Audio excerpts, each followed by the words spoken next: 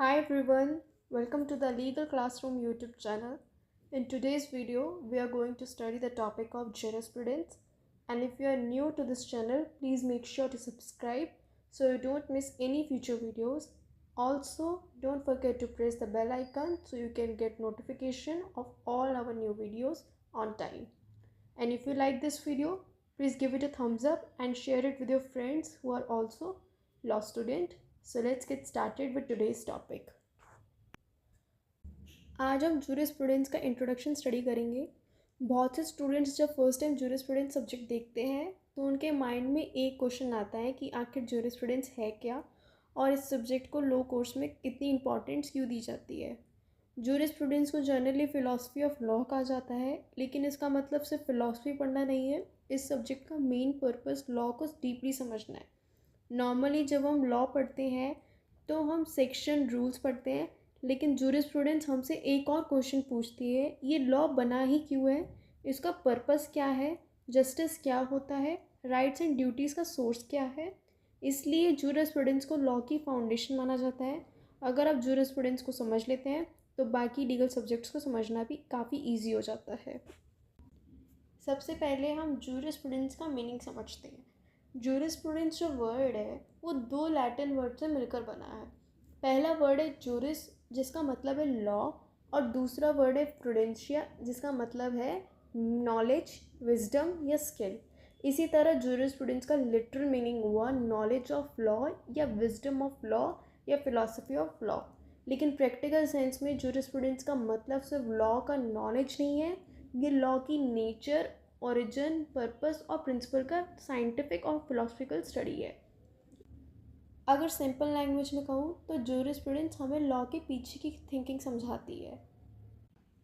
For example, अगर एक law कहता है कि मर्डर पनिशेबल ऑफेंस है तो जूरिस्प्रूडेंस ये पूछती है कि मर्डर को पनिश करना जस्टिस के लिए क्यों ज़रूरी है, पनिशमेंट का ऑब्जेक्टिव क्या है, सोसाइटी को इससे क्या बेनिफिट मिलता है। ये क्वेश्चन ही जूरिस्प्रूडेंस का सब्जेक्ट मैटर है। अब हम कुछ फेमस जूरिस्ट की डेफिनेशन देखते हैं। सबसे पहले अल्पाइन की डेफिनेशन। अल्पाइन के according jurisprudence is the knowledge of things divine and human and the science of the just and unjust. Simple words में अल्पाइन कहते हैं कि जूरिस्प्रूडेंस जस्टिस और इनजस्टिस को समझने का साइंस है। अब बात करते हैं सैलमन की। तो सैलमन ने जूरिस्प्रूडेंस को सिविल लॉ के फर्स्ट प्रिंसिपल का साइंस कहा। इसका मतलब ये है कि जूरिस्प्रूडेंस लॉ के बेसिक प्रिंसिपल और फंडामेंटल कॉन्सेप्ट्स का स्टडी करती है। ऑस्टिन ने जूरिस्प्रूडेंस को फिलॉसफी ऑफ पॉजिटिव लॉ कहा। पॉजिटिव लॉ का मतलब होता है कि वो लॉ जो स्टेट द्वारा बनाया और इन्फोर्स किया जाता है।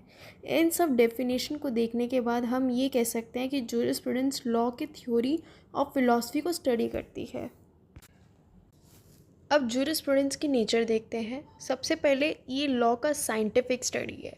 दूसरा, ये लीगल प्रिंसिपल का फिलोसफिकल स्टडी करता है। तीसरा, ये जस्टिस और लीगल कॉन्सेप्ट्स पर फोकस करता है। चौथा, ये लॉ के थियोरेटिकल एस्पेक्ट्स को एक्सप्लेन करता है। और फाइनली ये लॉ और सोसाइटी के रिलेशनशिप को एग्जामिन करता है। इसलिए जूरिस्प्रूडेंस प्रैक्टिकल और थियोरेटिकल दोनों पर्सपेक्टिव को कवर करता है।